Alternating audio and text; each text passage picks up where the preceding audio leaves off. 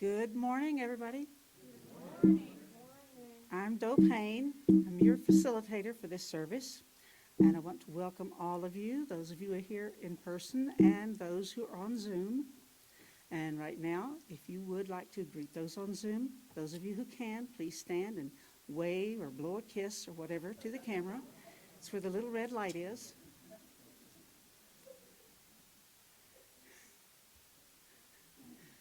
Wish them all happy New Year's Eve. And also, this is a good time for everybody to turn off your phones. Turn off the sound, put it on airplane, whatever you need to do.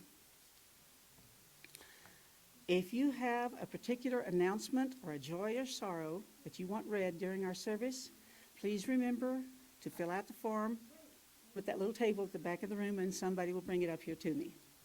And if you are new here, you can ask any one of us how to access our website or how to find out how to get involved in any of our activities.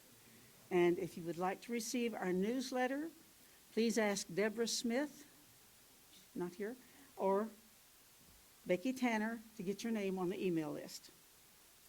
And before the service begins, there are a couple of announcements here. There's only one. Well, first of all, Tina's Hours will be on the normal day, Tuesday, January 2nd, at her new office hours, 11 a.m. to 2 p.m. Please call or text to set up a time in advance so that you won't have to wait. There's another announcement. Yep, this one says, excuse me. Be sure to eat your black-eyed peas tomorrow. We all want good luck in 24.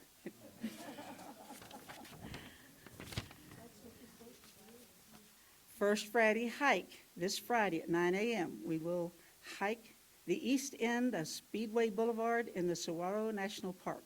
See Molly for details.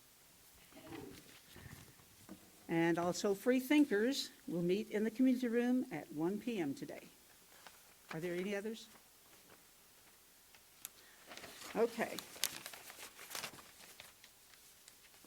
I'll start by acknowledging our speaker, Roland Bockhorst. Roland has been an atheist for 63 years and a UU for 60 years. The first UU minister he met, whose day job was deputy sheriff, said most of us call ourselves humanists. We're doing that today. Roland respects believers who come to their beliefs honestly. He has just not been able to line up with some of their doctrines.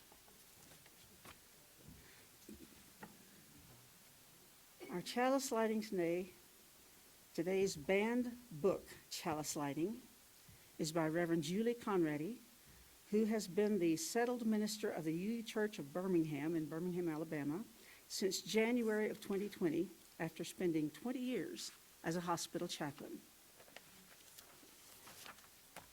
We light this chalice, remembering the freedoms long established in our nation: freedom of speech, freedom of the press, freedom from the establishment of religion. We light this chalice honoring those who exemplify protecting those freedoms: librarians, booksellers, teachers, authors, journalists. We light this chalice so that by its light we may read all the books, books with archaic language, books with offensive material, books which affirm the diversity of the human race, books which normalize our varied sexualities, books which share multidimensional perspectives of history. May we bask in the glow of its light this morning as we illuminate, brighten, and radiate because of the books we have read and the books we have yet to read. And it's time now for joys and sorrows. And I have a sorrow. This is from Pat Arona. It is with sadness that I learned of Hank Edwards' passing, no relation to Lou Edwards.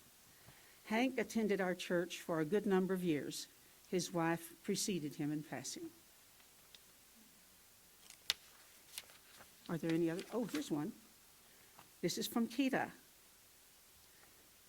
Prayers for Larry, who is dying of pancreatic cancer. He's a very good friend. So sorry.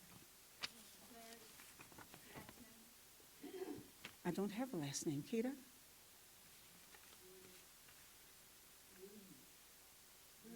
Rooney. Larry Rooney.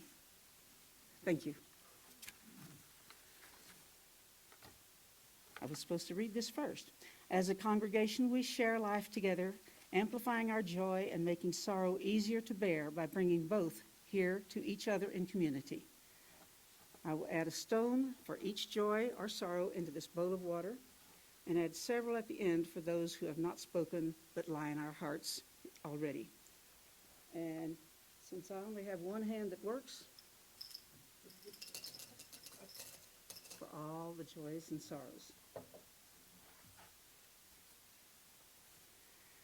Okay, our reading for today, Company on the Path to Inner Truth, was written by Parker J. Palmer, a Quaker educator and activist. We all need other people to invite, amplify, and to help us discern our inner teacher's voice for at least 3 reasons. The journey toward inner truth is too taxing to be made solo. Lacking support, the solitary traveler soon becomes weary or fearful and is likely to quit the road. The path is too deeply hidden to be traveled without company. Finding our way involves clues that are subtle and sometimes misleading, requiring the kind of discernment that can happen only in dialogue. The destination is too daunting to be achieved alone. We need community to find courage to venture into the alien lands to which the inner teacher may call us. Now, it's yours. Showtime.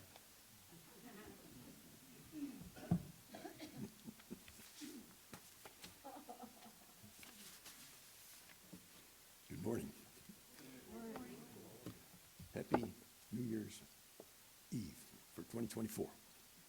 I'm glad to be here.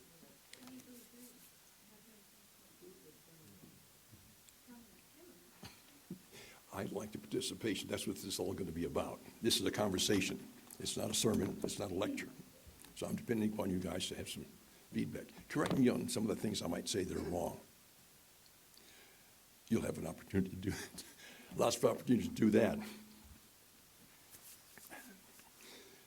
A lot of us Unitarians come from different backgrounds.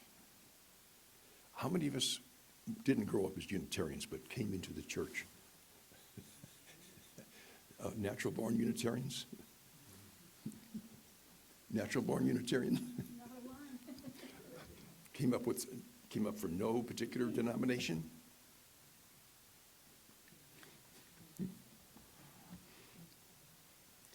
The path that we went through to get where we are now is very interesting. And I'll tell you mine, and I'd like to hear some of yours. There may be some common ground. And I think we're all looking forward to sharing some of that. In one of my first churches in Macon, Georgia, we didn't have a minister, and we had building your own theology. And we spent about 2 years going through that. And we did each lesson maybe 3 or 4 times. And each person would take a turn doing it. And that built such a sense of community. And I think that's what church is all about. And I think that's really the glue that makes churches work. And one of the researchings I did was looking into why churches do work. Why have they worked for so long? And they've got some shortcomings too. But if we study religion, not as a faith, but as a discipline like climate change or the environment or taking care of the poor. So that's what led me to search deeply, and that's why if I can hear more from you all, I'm going to have to go through this thing, read it to you.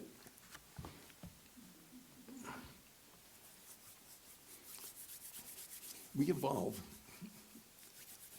to get where we are, and I think being a Unitarian, being an atheist, I think I've evolved. In researching this topic, I got into more religion, and I'm thinking, I used to be a 97% atheist, then a 96% atheist, and of late, it's more like a 90%. So there's room for conversation, and I'm thinking, I encourage that. I think we're basically decent. I think that's we were. Either we evolved that way, or God made us that way, or evolution is the way God made it happen. So that's my basic philosophy. Oh, my basic commandment is remain decent. Okay, my story. I was raised in a good Christian family. There were 4 of us, and 3 of us have master's degrees, and it was very comfortable. And my grandfather was a Presbyterian minister, and he was a missionary as well. And I didn't get a lot of this hellfire and brimstone. And maybe I didn't have a lot to recover from. And I joined the church when I was 13. And when I was 16, 2 things come to mind. One was my grandfather had a summer place in Montreat, North Carolina. And Billy Graham had a place there too. And he would preach to us occasionally. And I didn't particularly care for his preaching. It was rather manipulative, I thought. And one time he gave a class to a bunch of missionary children, and I was in that class. And I talked to him face to face, and what an arrogant, pompous ass I thought that guy was. And later on, my mother had an experience with him, and she kind of freaked out. I'm thinking, God, the angels are going to get me or something like that. I'm thinking, we don't need that. And later on that year in my school, I was 16 and my school was integrated. And I invited some of my new black friends to come to youth activities at church.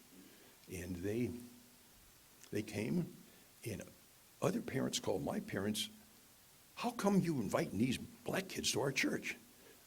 What? Are you serious? And I severed my ties with that church right then. I couldn't believe these people. So I was a nothing for like 4 years. And I didn't like being a nothing, so I thought, let's pick something. So I read some and listened to some. I said, let's pick atheism. And after about 2 weeks, I decided, things got a lot clearer to me from that perspective. And okay, so I went along that way for quite a while. And I'm not flashy about it. I mostly keep it to myself. I advise, if you're an atheist, I don't think you need to brag about it, unless in particular circles. If I'm talking too fast, let me know, and I'll try to slow down. I've been fighting that all my life. Thank you.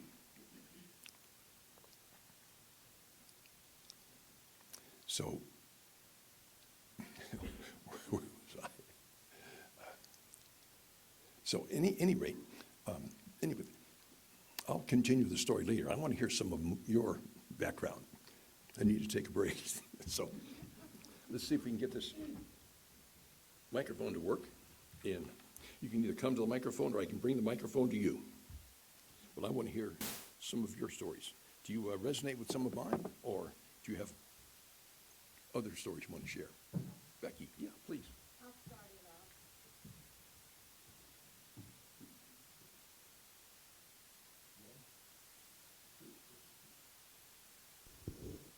Yoo-hoo. Okay. Well, I was born and raised in Texas, deep Southern Baptist. And I was very involved with the church there, with the teenagers, the vacation Bible school, the choir, all kinds of music. And when I graduated from high school, well, I immediately went off to college, joined the First Southern Baptist Church of San Marcos, Texas. And I went about once, twice, because my group of friends was no longer there. And I realized church was about friendship. Church was not about religion to me. It was about community and friendship. So I went on with my life and was basically, as you said, a nothing for many years, I had attended a UU church a couple of times back in the 60s, but didn't make a regular habit out of it. And so I developed my own thoughts. And I do not feel that I am an atheist per se. I'm a non-theist. Whether there's a God or not is not really a concern to me. I don't deny it and I don't profess it. But I believe still, this is why I come to this church. Georgia, Dick, Oliver, Molly, Morris, the last name, I can't, Reeves. The Reeves? Okay. You'd think as many times as I've read that email list, I'd know every name in here by heart. But that's why I come to this church. It's because of you. Some of you might take comfort in that. Just because you don't believe in God doesn't mean you're an atheist. You got the, what's your name again? Jeannie. These are the people running off the road. I was a sweet little German Lutheran farm girl in Iowa. And religion to me was heavily colored by the music because Lutherans love to sing. And I was in the choir and I played the organ and I was all about that. And I didn't really think too much about all the theology. I got away to college and I started going to the Lutheran Student Center. But I didn't really think I fit there. And I pretty well dropped out of anything that had to do with church for a long time and decided that I was an atheist until I started learning something about the UUs. And when I found out you can think what you want to think here, and that people all love each other for just who they are, and that you're not forced to stay with a creed, all of this made me feel really good. And I think that somehow in my whole life I really was a UU in some ways because I was a pretty smart kid who started really kind of questioning a lot of things, and I guess that's what I still am. But I love the people here and that you can say what you want to think, and it's just a wonderful place to be, and the belief that you should be kind to others and not pick on anybody who is different in any way really has always appealed to me. So I guess I had a kind of a UU part of me from the time I was a younger kid, and I'm still here.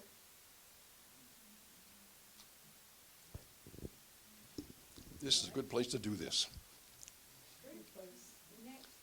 I'm counting on you folks now.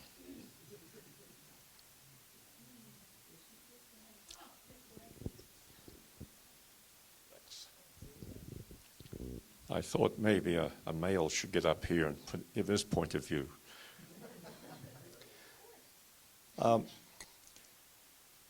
I grew up in a family and relatives and that. They weren't really church-going people at all. And my mother and father didn't go to church. But they decided that I should. And so I was sent off to Presbyterian church. And I went through the various stages, went to Bible class. It was a great way to meet ladies. And that was quite attractive for some of us young fellows.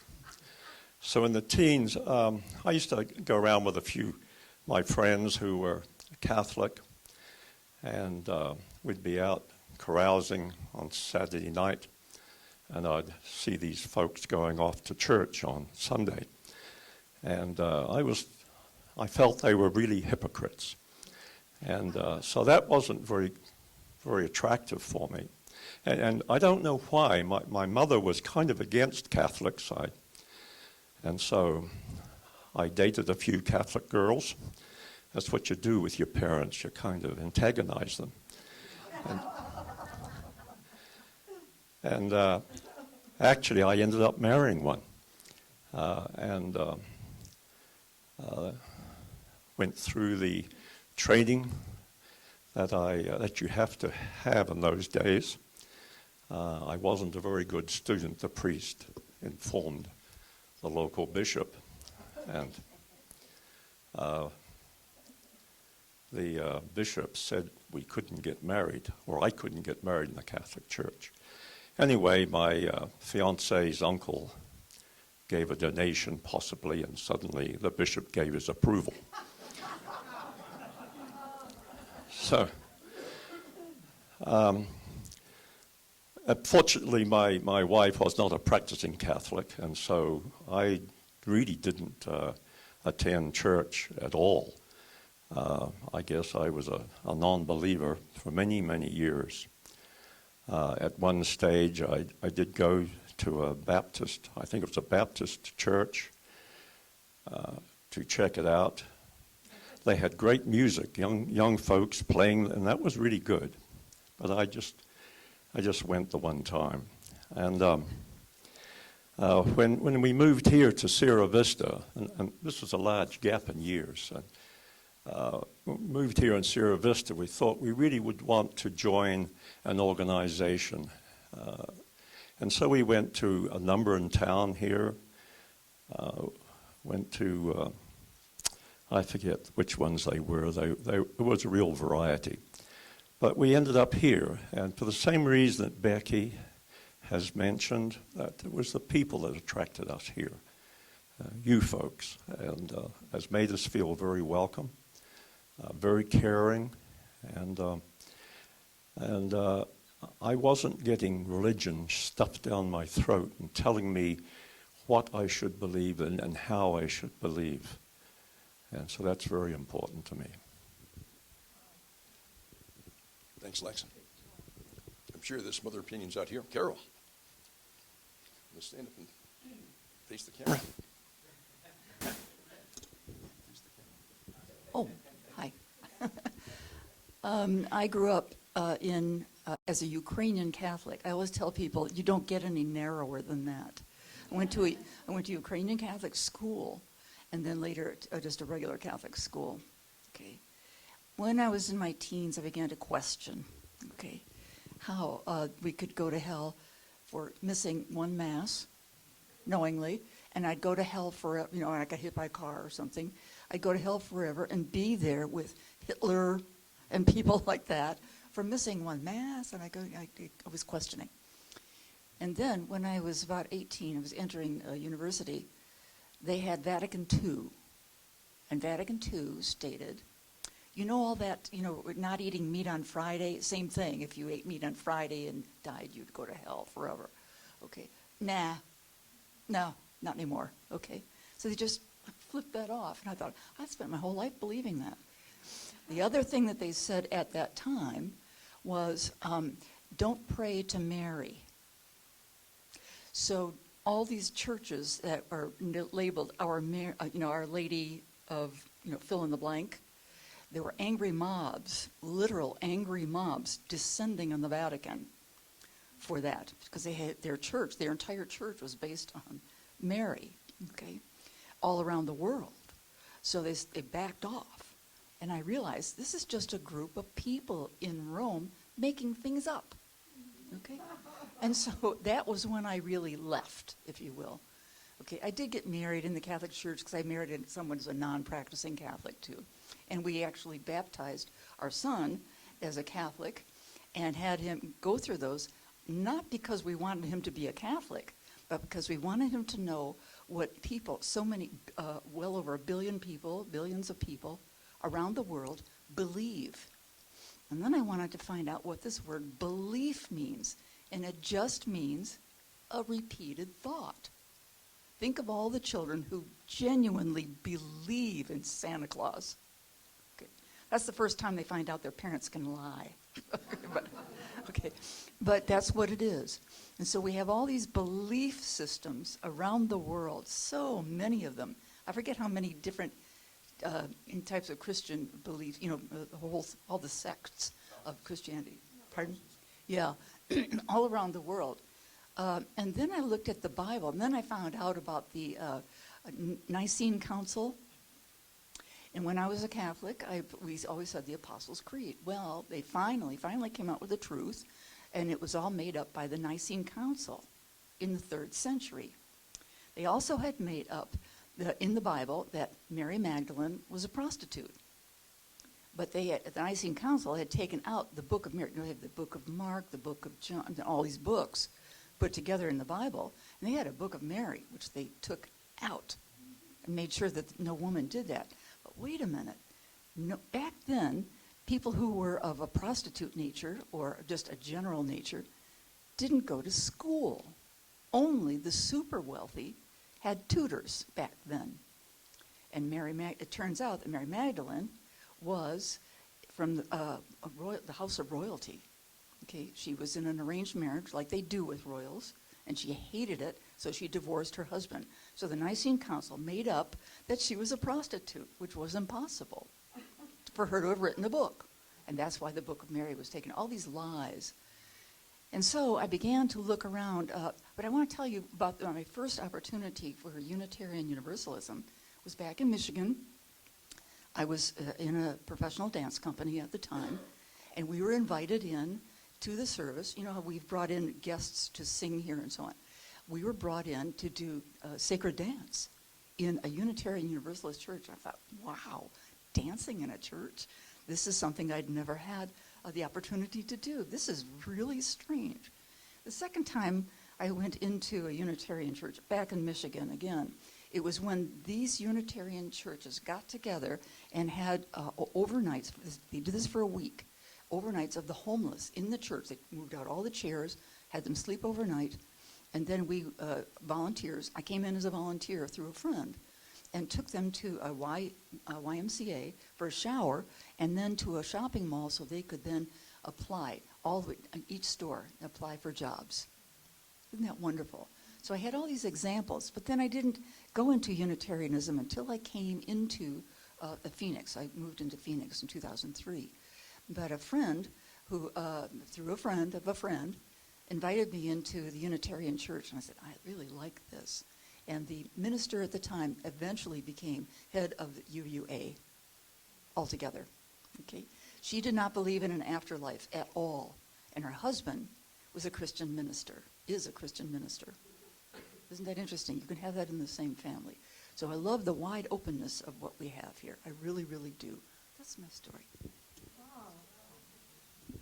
Thank you. One of the things I heard that they did wrong at the Vatican II was they used to talk to the host when they were preaching.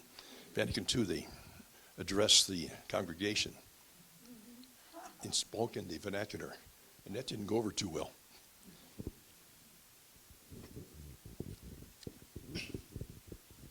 I will keep this very short. I, too, like many of you, I kind of grew up as a Methodist Baptist. Depending on where I was in the summertime, I was Baptist. If I was back in Iowa going to school, I was a Methodist. But it took me about 80 years to finally figure out what I was. I'm a born-again UU.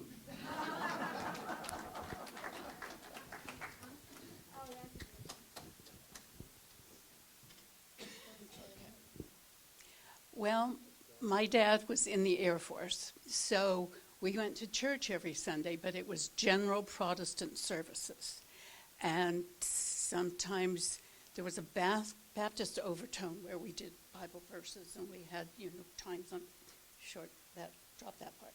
So anyhow, but the three children went with their parents every Sunday to church, and I guess Sunday school was before, and then who knows.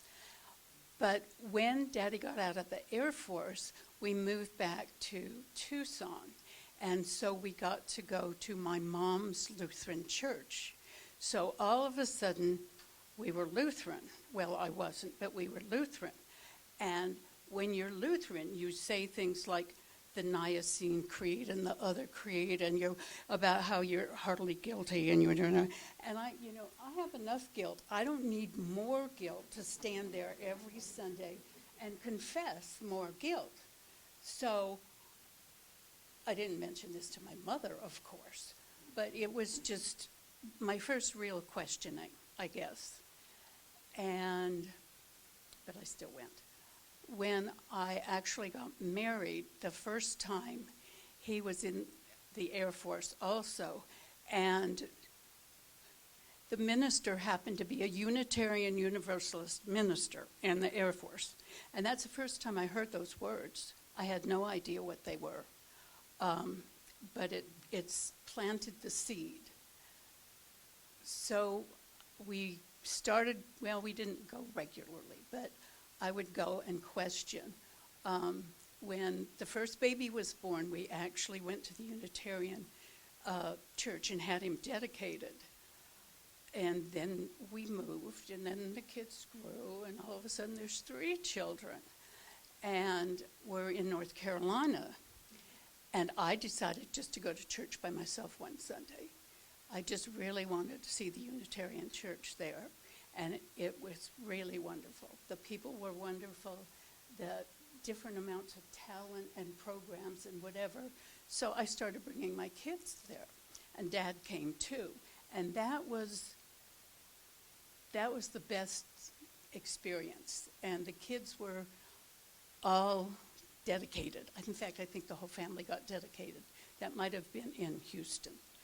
But that's how I continued to grow in the Unitarian Church, mostly where the kids could be, because there were 3 of them, and they were the ones that really needed the different activities, the different experiences.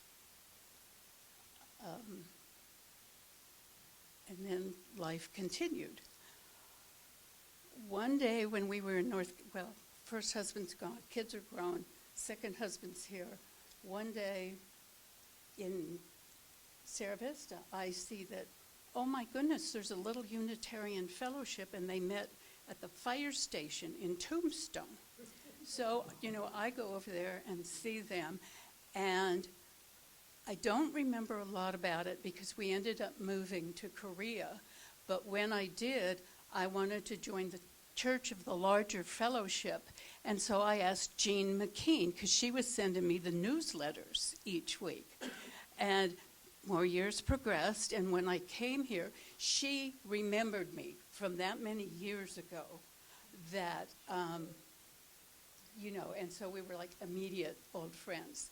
And some people I don't remember at the time, but they were there, yes. And then I saw in the paper that you had just moved into a new building, and I thought, no, I went to when it was in Bella Vista too, but I didn't go on 2nd Street. But then when it was in the new building, I thought, okay, if not now, when? And so I started coming that Sunday. And I pretty much come every other Sunday since, because of the reasons all mentioned. So, the older you get, the more I think you guys become my family. Mm-hmm. And I feel that you are all my family. Thank you. Thank you. Pat?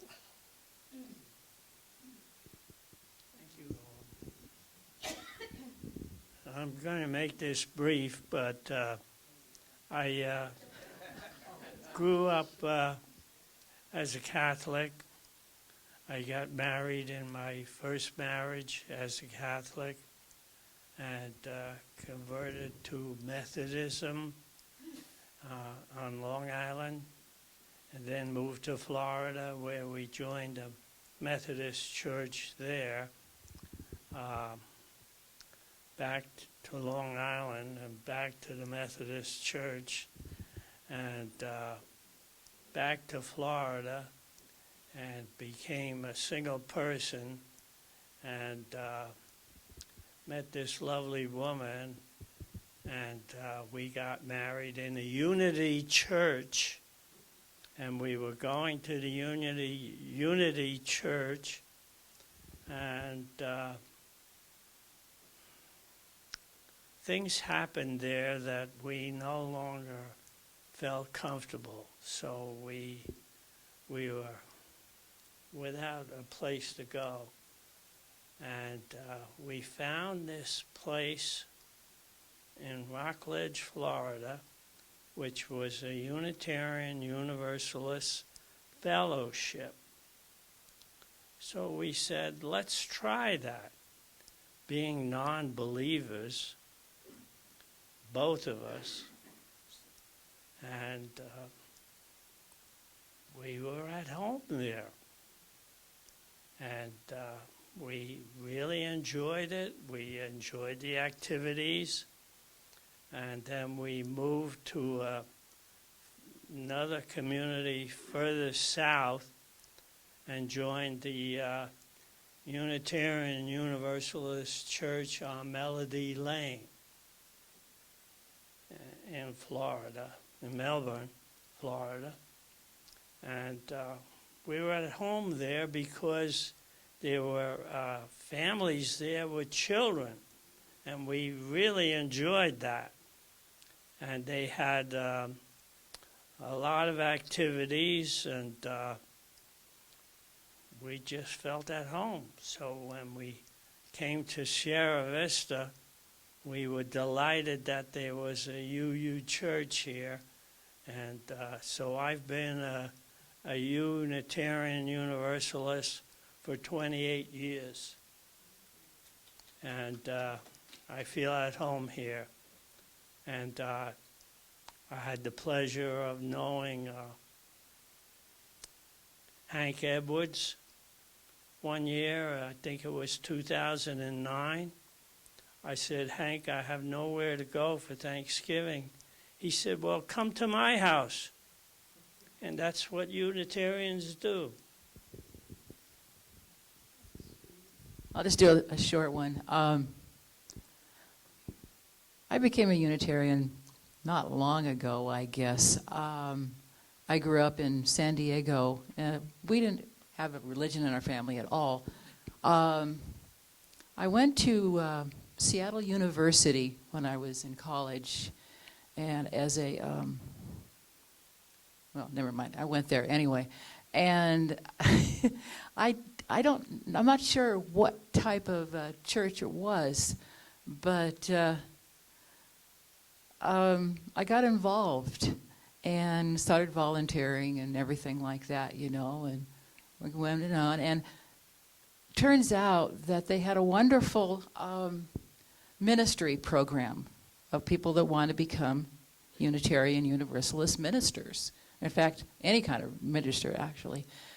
And so I said, what the heck, I don't have anything else to do. You know, kids are grown and everything. So I signed up, and the rest is history. I mean, I became a Unitarian Universalist minister, served for a while, and then we moved down here, and I'm not doing it anymore right now, but still attached to the church and everything. But best people that I've ever met in my life, and I really enjoy all of you.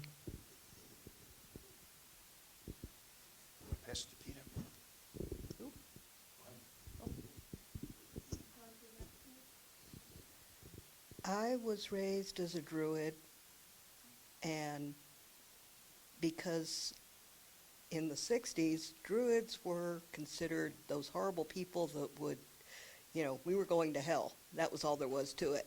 So to blend in, Mother would take us to church, whatever church happened to have services that corresponded with her schedule.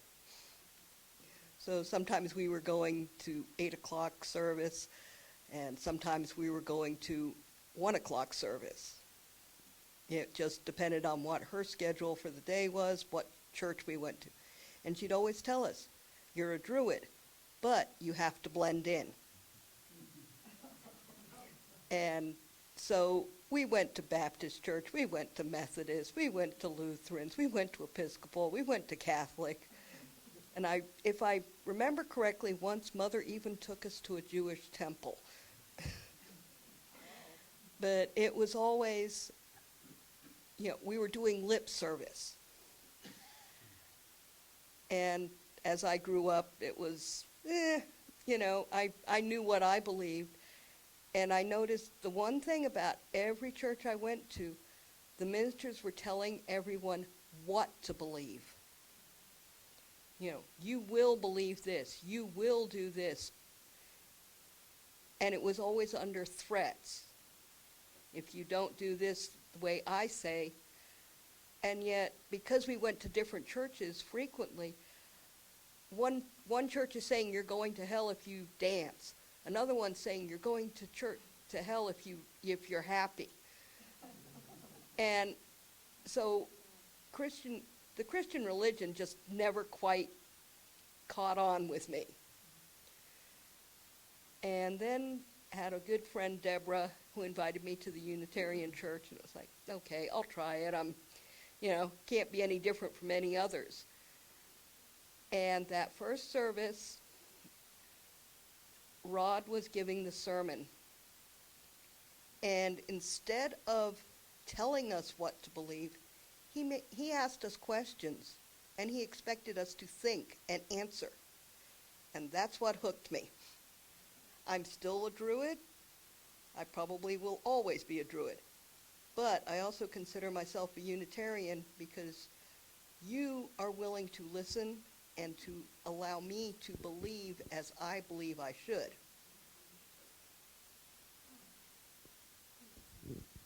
We're going to count on you to tell us more about Druids sometime in the future. There's a lot more that people want to share, I'm sure. But there's food out there getting cold. I heard some tummies grumbling, too.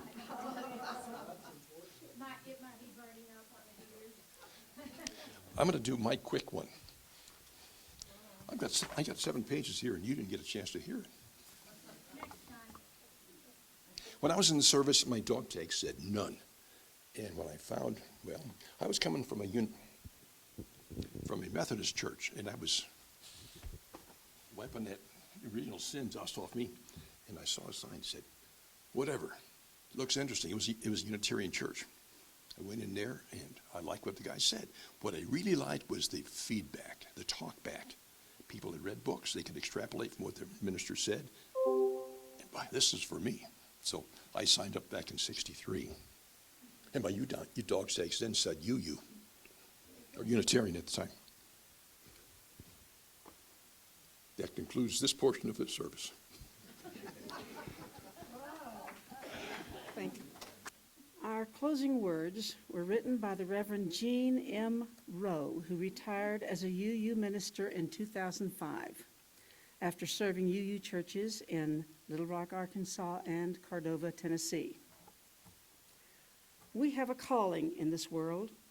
We are called to honor diversity, to respect differences with dignity, and to challenge those who would forbid it. We are people of a wide path. Let us be wide in affection and go our way in peace. Amen. I'd like to have a closing word. In researching this thing, I did a lot of research. A lot of it was Christian information. I learned a lot. And I think atheists need to be a lot more appreciative of Christians. And they have a lot to offer. And I think we can talk about that more later. That's why I'm only 90% atheist now. The other thing was, many years ago, we took a poll. And about half of us were atheists, and the other half of us were believers. And don't feel obligated to express your opinion. But I'd like to know, if you're comfortable, how many believers and how many non-believers? How many non-believers? Okay, how many believers? It's about 50-50. No, that's just a general. That's right. It's just a general question.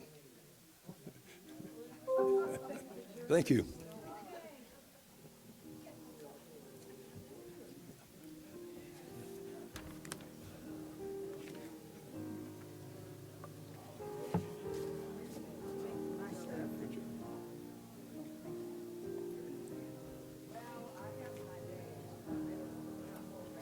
That was wonderful.